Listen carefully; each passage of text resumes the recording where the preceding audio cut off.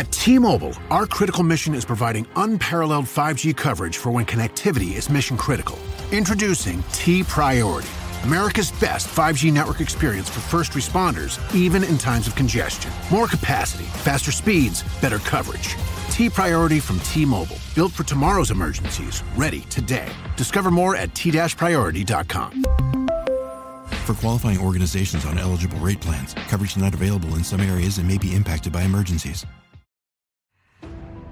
This episode is brought to you by Peacock. The new Peacock original documentary, Matthew Perry, A Hollywood Tragedy, dives deep into the beloved actor's rise to fame and his tragic death. 5 people, including Perry's personal assistant, 2 medical doctors, and an alleged Hollywood drug dealer known as the Ketamine Queen, were charged with conspiracy to illegally provide Perry with the ketamine. Explore the details of the case in this heartbreaking special, streaming now only on Peacock.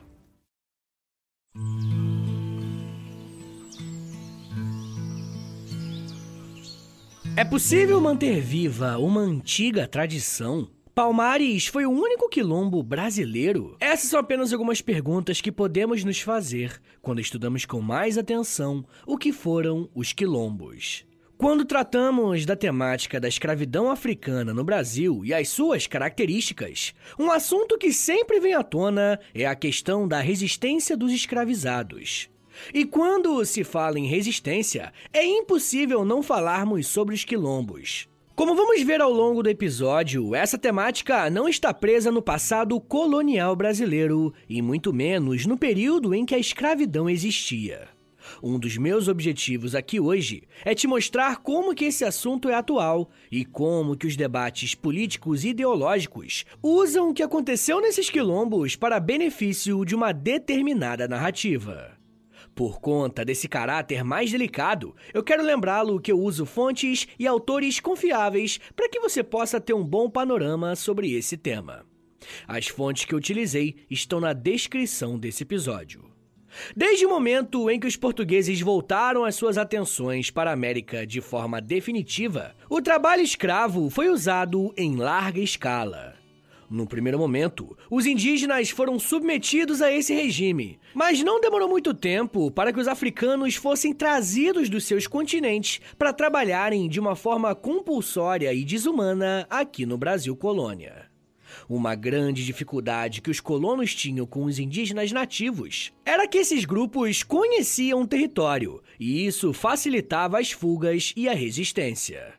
Sem dúvidas, um dos objetivos dos portugueses em trazerem os africanos para serem escravizados no Brasil era o fato de que o ambiente seria novo para essas pessoas, e esses senhores de escravos teriam bem mais chances de conter os escravizados vindo de um outro continente. Algumas estimativas mostram que, ao todo, o continente americano recebeu aproximadamente 15 milhões de homens e mulheres que foram retirados da África e trazidos para esse lado do oceano. Desse total, aproximadamente 40% vieram apenas para o Brasil. E é uma proporção gigantesca e mostra o quanto o nosso país foi construído a partir da relação escrava, principalmente africana. Ao chegarem no Brasil, essas pessoas foram divididas e levadas para diferentes regiões do país. E além de abastecerem os engenhos de açúcar, os escravizados também compuseram a mão de obra nas minas, em cidades, plantações em geral, pequenas fábricas, nas cozinhas das casas grandes e em vários outros setores. Existem casos até de escravizados serem usados na produção artística e trabalharem em projetos arquitetônicos pelo Brasil. Porém, falar de escravidão é, ao mesmo tempo, falar de resistência. A todo tempo, os mercadores e senhores de escravos tentavam traçar estratégias para que as revoltas escravas fossem as menores possíveis. Mesmo com a ameaça de punições físicas, os escravizados negociavam com os seus senhores. E sim, a palavra é negociar. Existem muitas fontes documentais onde escravizados faziam meio que corpo mole enquanto aguardavam a resposta dos seus senhores sobre algum pedido. E existiam casos de boicote à produção com quebra de ferramentas ou até mesmo destruição de plantações. Tanto na escravidão urbana quanto na escravidão no campo, alguns escravizados agrediram ou até mataram os seus senhores, fazendo com que eles fossem presos e levados a julgamento. E esses tipos de resistência contra a escravidão era feita tanto de maneira individual quanto em grupo, marcando a relação conturbada entre os senhores e os escravizados. Por mais que existam fontes documentais bem sólidas a respeito dessas resistências, o tipo mais comum de resistência escrava não foi nenhum desses que eu citei para vocês, e sim as fugas. Num primeiro momento, a presença dos africanos no território aqui no Brasil foi bastante complicada. Afinal, estamos falando de um continente diferente. Eles vieram da África para a América, tá ligado? Porém, conforme o tempo foi passando, as relações se estreitaram entre escravizados e o espaço que eles ocupavam. Vemos então que as fugas passaram a ser mais constantes, indicando o maior domínio do espaço. E é importante falar que essas fugas podiam ser tanto em grupo quanto também de maneira individual. Quando se fala em fuga de escravizados, estamos acostumados a pensar que essas fugas só aconteciam em direção ao campo e nas matas bem fechadas, onde a chance de não serem descobertos era maior. E isso de fato acontecia, mas não era o único destino dos escravizados. Se liga só no que o historiador Flávio dos Santos Gomes falou sobre esse assunto, abre aspas. A fuga podia ser individual ou até grupal, mas os escravos terminaram procurando se diluir no anonimato da massa escrava e de negros livres. Nesses casos, o destino podia ser as cidades, onde não se estranhava a circulação de homens e mulheres de várias matizes raciais, que vieram a formar setores consideráveis em muitas regiões, até majoritários, da população livre. Fecha aspas. Se você ficou um pouco perdido quando o professor Flávio citou a existência de escravizados circulando pela cidade, eu recomendo fortemente que você ouça o episódio que a gente lançou com o título de Escravidão Africana no Brasil. Ele é um excelente complemento a esse episódio aqui que você está ouvindo agora. Mas enfim, gente, além das fugas acontecerem tanto para o campo quanto para as cidades, onde existiu escravidão africana na América, existiu esse processo de fuga de escravizados e a formação de comunidades que os escravizados criaram. E em diferentes partes da América, essas comunidades receberam diferentes nomes. Na América Espanhola, por exemplo, esses agrupamentos foram chamados de palenques e cumbis. Na América Inglesa, as fugas geravam comunidades que eram conhecidas pelos senhores como Maroons. No Caribe, em que as colônias basicamente pertenciam à França, também existiram muitos casos de escravizados que fugiram e formaram comunidades. Mas nesse exemplo temos dois tipos, as Grand Marronnage, que eram as fugas de escravizados em grupo, enquanto as fugas individuais eram categorizadas como Petit Marronnage. No Brasil, não só existiram as fugas, como eu expliquei até aqui, como esses escravizados fugidos organizaram comunidades que poderiam ser muito grandes. No Brasil Colônia, esses agrupamentos vão receber o nome de mocambos ou o termo mais popular, quilombos.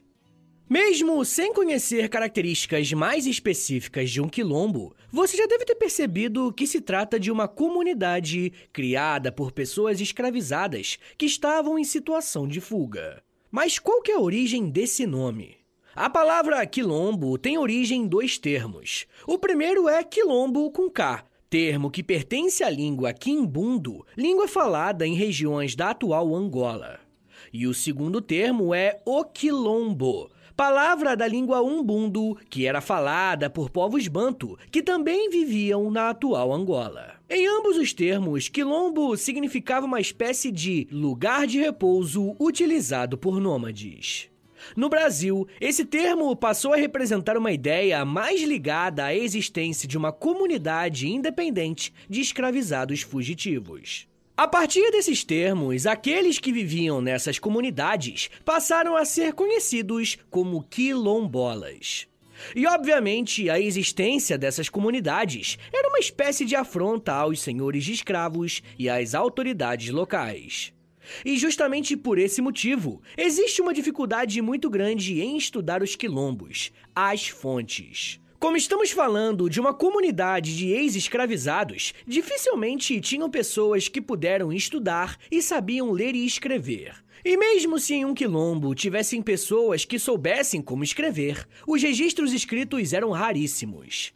Muito do que nós sabemos que acontecia dentro dos quilombos vão ser as fontes arqueológicas que vão nos contar.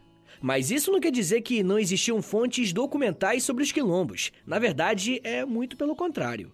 O ponto aqui, gente, é que a maior quantidade de fontes escritas sobre os quilombos foram produzidas pelos inimigos desses quilombos. Tanto fazendeiros locais quanto autoridades produziram uma série de documentos falando sobre a existência desses agrupamentos. Falavam sobre as suas consequências e as ações tomadas para reprimir e destruir essas comunidades. E assim, pensando pela lógica dos senhores de escravos e das autoridades locais, a existência desses agrupamentos era um enorme problema.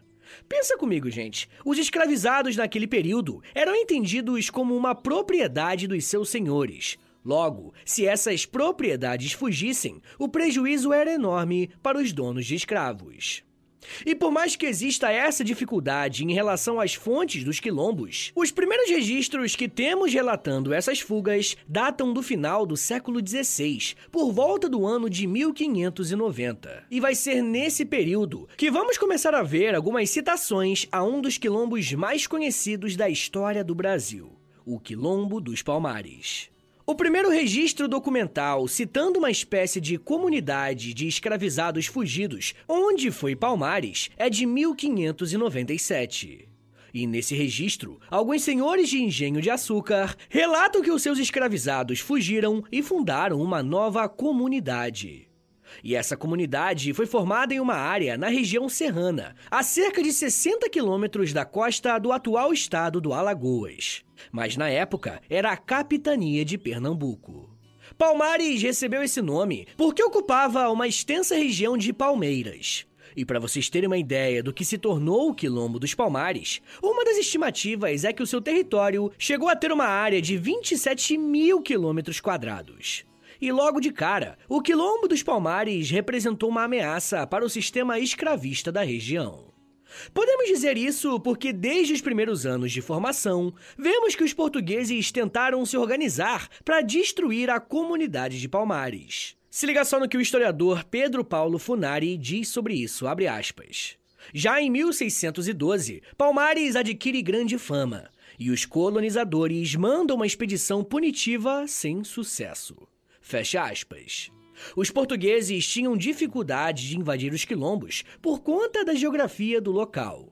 E como eu falei, Palmares ficava na região serrana de Pernambuco, ou seja, a vantagem geográfica era para quem estava se defendendo e não para quem queria atacar. E essa aqui é uma informação importante sobre a existência dos quilombos. As comunidades que tiveram mais sucesso foram aquelas que dominaram as áreas mais afastadas das grandes cidades. E voltando a falar do Quilombo dos Palmares, além dessa vantagem geográfica, os palmarinos se organizaram de uma forma a se espalhar por toda essa região serrana. E essa fragmentação era feita pensando na possibilidade dos portugueses invadirem a comunidade e não atacarem toda a população de uma vez só. Lembra que eu disse que a área de Palmares chegou a ser mais de 27 mil quilômetros quadrados? Então, por toda essa região, os fugitivos se organizavam em mocambos, que era o nome desses pequenos grupos que eram espalhados por Palmares. Então vamos lá, se vocês me ouvirem falar sobre o Quilombo dos Palmares, eu estou me referindo à região maior. E quando eu falo dos mocambos especificamente, eu estou me referindo aos grupos menores, às divisões que existiam em Palmares. Se formos fazer uma comparação, é como se Palmares fosse o estado e os mocambos fossem as cidades, tá ligado? Enfim, mas eles não falavam dessa maneira, tá? É só um exemplo para ficar um pouco mais claro aí para você. Bem, existiam pelo menos 4 mocambos, e o mais famoso se chamava Mocambo do Macaco. E existe uma estimativa que aponta que provavelmente existiram mais ou menos 6 mil habitantes apenas no Mocambo dos Macacos. E além disso, esse mocambo também funcionava como uma espécie de centro político de Palmares. É como se fosse a capital, tá ligado? E não dá pra falar da política em Palmares sem citar Zumbi dos Palmares, uma das lideranças mais importantes da história do Quilombo e uma das mais importantes da história do Brasil. E aqui no feed do História Meia Hora eu já fiz um podcast contando a história dele, ou pelo menos o que se sabe da história dele. E eu recomendo demais que vocês ouçam depois que você terminar esse episódio aqui, tá? Ele é um ótimo complemento para esse episódio. Mas enfim, gente, Zumbi é um nome importante porque ele vai ser uma das principais lideranças militares de Palmares. E sim, para a existência de um quilombo como o de Palmares, eles precisaram se proteger militarmente para segurarem os avanços inimigos contra a sua comunidade. E é claro que para os quilombolas de Palmares, a existência desses inimigos será uma grande dor de cabeça, uma vez que vão se proteger diversas vezes. Para nós, a existência desses grupos que tentam invadir Palmares vai ser uma oportunidade de conhecermos mais sobre a vida cotidiana dentro do quilombo. Como eu falei, as fontes materiais existentes sobre isso são bastante escassas. E por isso precisamos recorrer a esse recurso para sabermos como era a vida dentro de um quilombo, pelo menos pela perspectiva dos invasores. Só que muitos desses documentos apontam que existiu uma guerra envolvendo a comunidade de Palmares, holandeses, portugueses e as forças da província de Pernambuco. Olha a confusão. Mas, gente, eu quero falar mais sobre como era a vida dentro de um quilombo, qual foi o destino de Palmares, e eu quero falar também sobre os outros quilombos que existiram pelo Brasil e como que esse agrupamento sobrevive ao longo dos anos. E eu sei que é muita coisa pra falar, mas me dá um minutinho aí, tá, gente, que daqui a pouco a gente volta e eu falo um pouco mais sobre resistência, guerra, patrimônio, cultura e preservação. Segura aí, que é um minutinho só.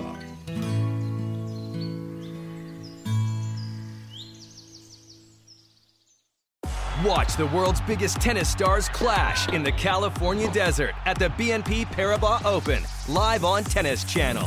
How do they get to these shots? Tune in daily for exclusive first ball to last coverage from Indian Wells and witness all of the jaw-dropping action as the game's top men and women square off at one of the greatest events in sports. It's tennis magic you need to see to believe. The BNP Paribas Open, live on Tennis Channel and streaming on the Tennis Channel app. This episode is brought to you by LifeLock. During tax season, your personal info travels to a lot of places. Between payroll, your tax consultant, and the IRS. If your W-2 gets exposed, that's just the ticket for identity thieves. That's why LifeLock monitors millions of data points every second. If your identity is stolen, they'll fix it guaranteed or your money back. Don't let identity thieves take you for a ride. Save up to 40% your first year. Visit LifeLock.com/podcast. Terms apply. Pessoal, eu queria pedir um favor que vai ajudar muito o meu trabalho e não vai custar nada pra vocês. O História em Meia Hora é um podcast exclusivo Spotify. E para essa parceria continuar sendo frutífera, os números são importantes. Por isso eu queria te pedir para clicar em 3 coisinhas aí no seu Spotify. Primeiro, nas estrelinhas. Dá 5 estrelinhas aí pra gente na avaliação, por favor, porque a avaliação é o que mais ajuda o podcast a chegar em outras pessoas. Segundo, já aproveita e clica em seguir. E se você quiser receber no seu celular um aviso de quando tem episódio novo, clica também no sininho. Mas claro, só se você quiser. Obrigado de coração pela ajuda e continue com o episódio.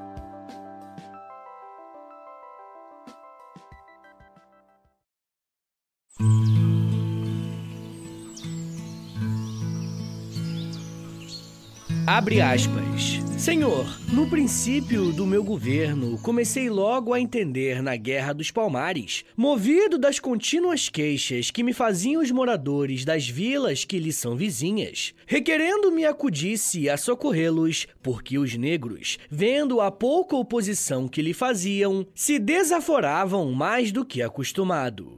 Na mesma ocasião, tive notícias que uns homens da vila de São Paulo se achavam no sertão do Rio de São Francisco, ocupados com seus esquadrões na acostumada conquista dos gentios.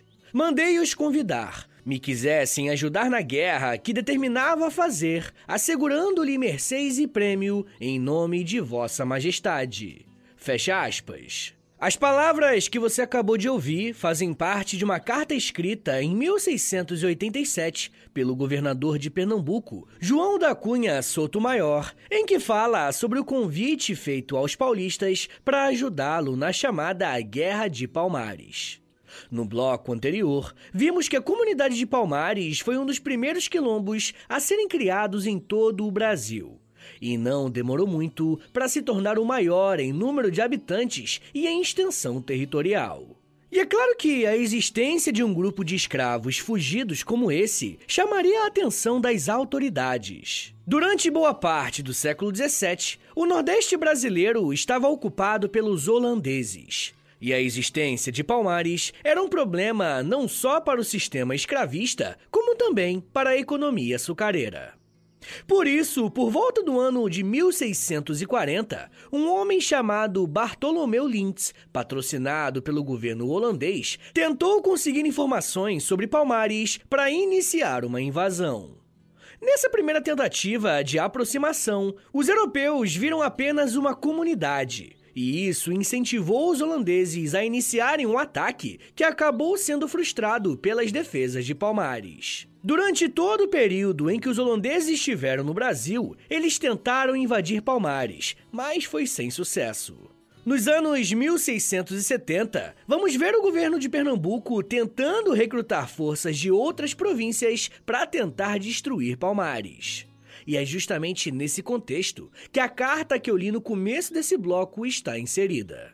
Vão ser nessas cartas que a figura de Zumbi dos Palmares vai aparecer como um líder forte e temido pelos europeus e pelos proprietários de terra de Pernambuco. Durante a década de 1680 e 1690, veremos o uso de bandeirantes para tentar vencer as forças de Palmares, até que um bandeirante paulista chamado Domingos Jorge Velho é recrutado para a missão de destruir o quilombo. Em 1692, o grupo que o bandeirante paulista liderava cercou e atacou o quilombo dos Palmares, com o objetivo de matar todos os seus membros. Liderados por Zumbi, os quilombolas defendem o seu território e os bandeirantes foram derrotados mais uma vez. E em todo o período em que o quilombo dos Palmares ficou de pé, a resistência contra essas invasões foi a principal característica do grupo. Foi só em 1694 que o paulista conseguiu destruir o quilombo. Nesse último ataque, ele contou com a ajuda de 6.000 homens enviados pelo governo e até canhões foram utilizados contra Palmares. O quilombo conseguiu resistir por mais ou menos um mês antes de ser completamente destruído. Zumbi conseguiu escapar, mas foi preso e morto em novembro de 1695. Quando capturaram Zumbi, a sua cabeça foi exposta em praça pública, para fazer dele um exemplo para todos os escravizados que desejassem fugir ou se organizarem como Palmares fez. Por muito tempo, a figura de Zumbi dos Palmares foi e ainda é encarada como um dos principais símbolos contra a escravidão e a violência contra os quilombolas. Mas o seu nome também está envolvido em uma série de polêmicas e incertezas que vez ou outra pipocam pela internet.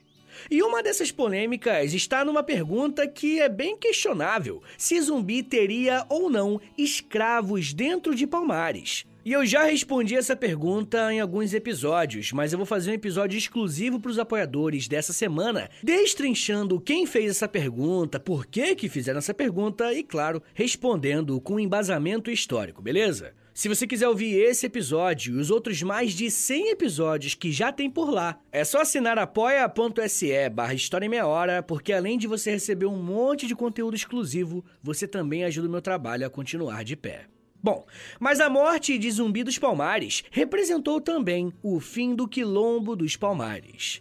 E apesar desse final trágico, esse foi provavelmente o quilombo mais importante do Brasil em seu período colonial.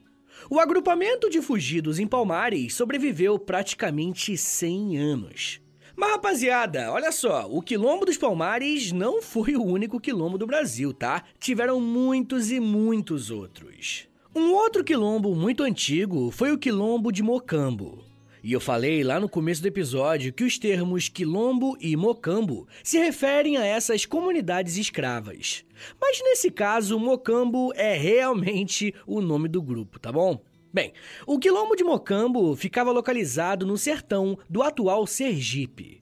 A primeira ocupação de escravizados fugidos para essa região é do século XVII, e esse quilombo recebeu esse nome por conta de um riacho que existia na região, o Riacho Mocambo.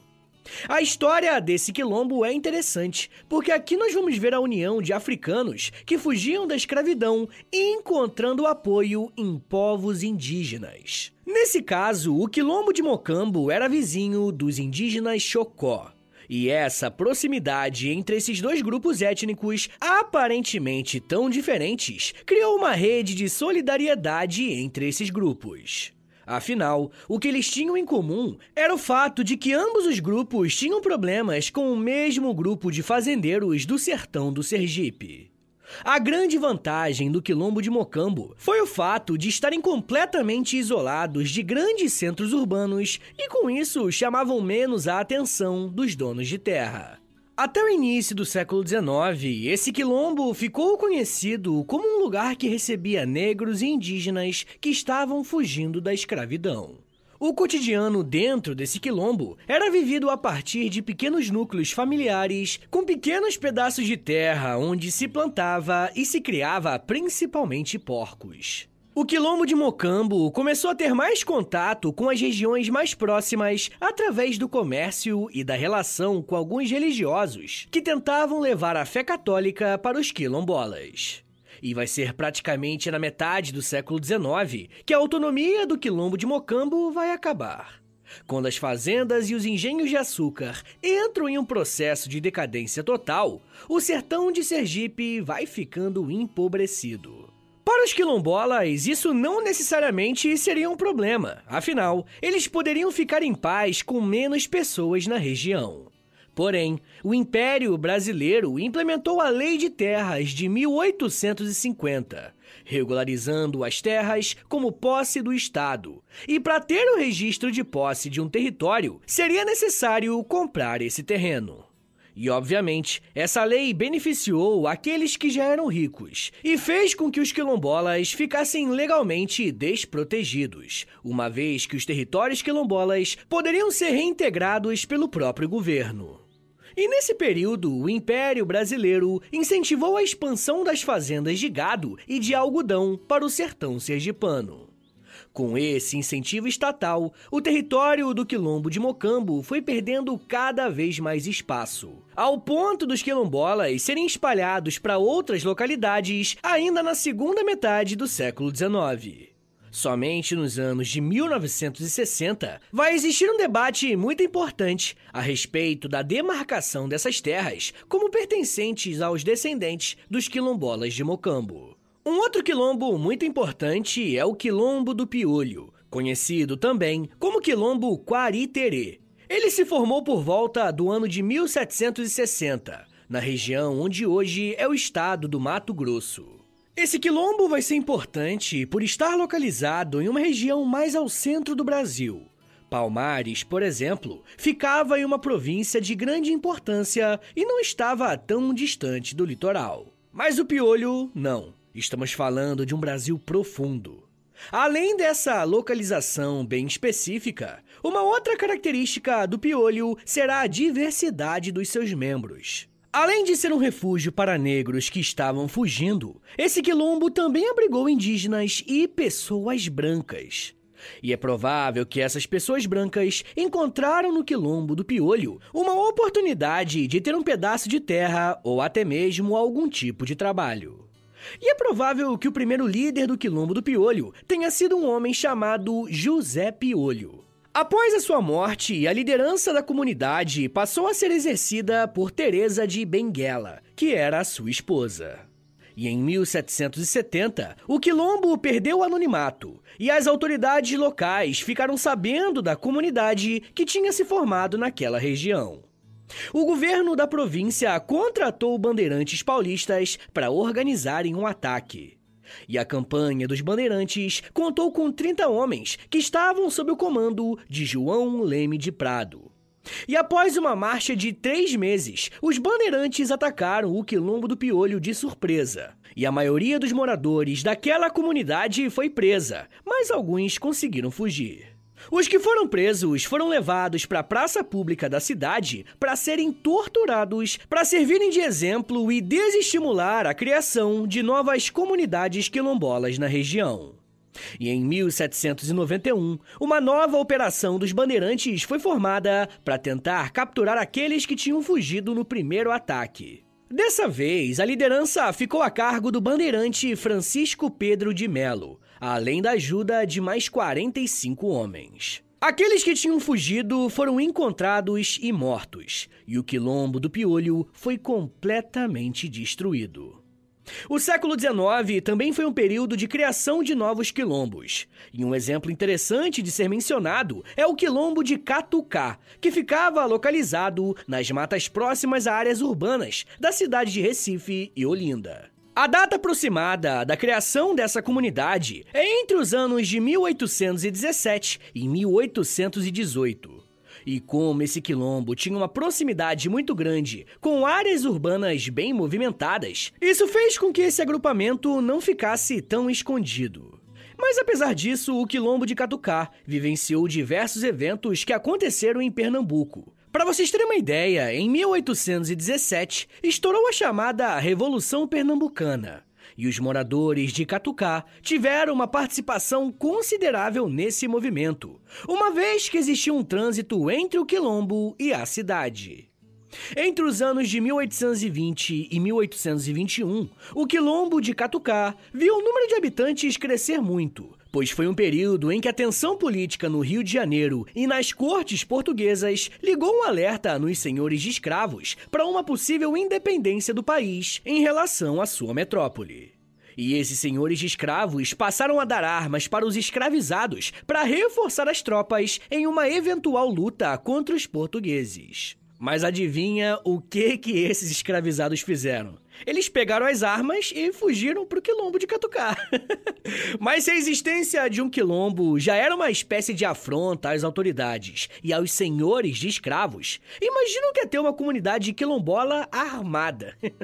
Bem, durante toda a década de 1820, vemos que a organização de tropas, tanto de bandeirantes como de milícias locais, para tentar derrubar o Quilombo de Catucá.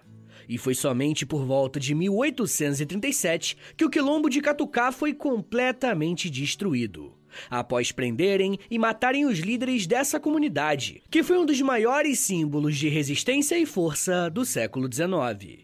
Rapaziada, além de ser um local marcado pela resistência militar, os quilombos também precisaram ser entendidos como um espaço de resistência cultural. Na grande maioria dessas comunidades, o que existe é uma espécie de continuidade de algumas práticas de vida daquelas pessoas que foram trazidas da África e precisaram fazer do Brasil a sua nova morada.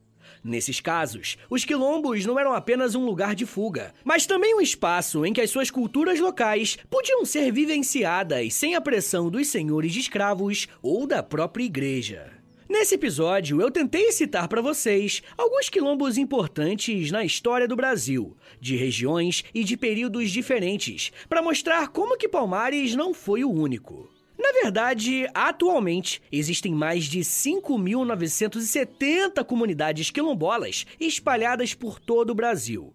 E muitas delas já foram reconhecidas pelo governo brasileiro como parte do patrimônio imaterial do nosso país. Ou seja, isso quer dizer que a existência e a preservação dessas comunidades serve para nos mostrar uma parte do Brasil que por muito tempo tentaram apagar, através de campanhas militares e a perseguição aos quilombolas. Infelizmente, existem alguns grupos que tentam diminuir a importância ou até mesmo a necessidade de preservação desses grupos. Mas a manutenção dos quilombos serve para nos lembrar que existiram pessoas que foram tratadas como mercadoria e propriedade, e a fuga foi uma forma de retomarem para si não só a liberdade, mas principalmente a humanidade. Mas além disso, as comunidades quilombolas também garantem a preservação ambiental, sabia? Mantendo diversos biomas vivos. Mas isso já é um papo para uma outra meia hora.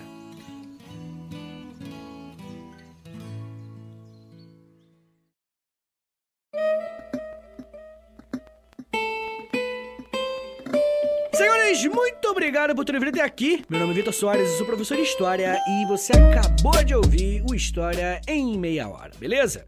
Rapaziada, vocês sabem que esses temas de Brasil geralmente vão mal, então se você quiser mais episódios como esse aqui, faz o seguinte, compartilha esse episódio, beleza? Posta lá nos stories do Instagram e aí me marca no @História em Meia Hora, ou você também pode postar lá no Twitter e aí se me marca no @H30podcast. Mas claro, né? Sinta-se convidado pra postar naquele grupo do Zap Zap dos amigos, do futebol, do condomínio, ninguém falou nada, de repente, pum, quilombo. Aprende sobre quilombo aí, que é importante, isso também me ajuda bastante, tá? Mas, gente, a melhor forma de você ajudar o História em Meia Hora é assinando o nosso Apoia-se, beleza? Se por acaso eu já te ajudei, te ensinei alguma coisa, te fiz rir, fiz você, sei lá, né, aprender alguma coisa nova que você achou importante, e você pode, isso é importante, se você pode dar uma ajuda aí também, sinta-se convidado a entrar em apoia.se/História em Meia Hora, porque lá tem vários planos, né, de apoio, e cada plano é acumulativo, né, de recompensas, mas cada um tem a sua recompensa, tá bom?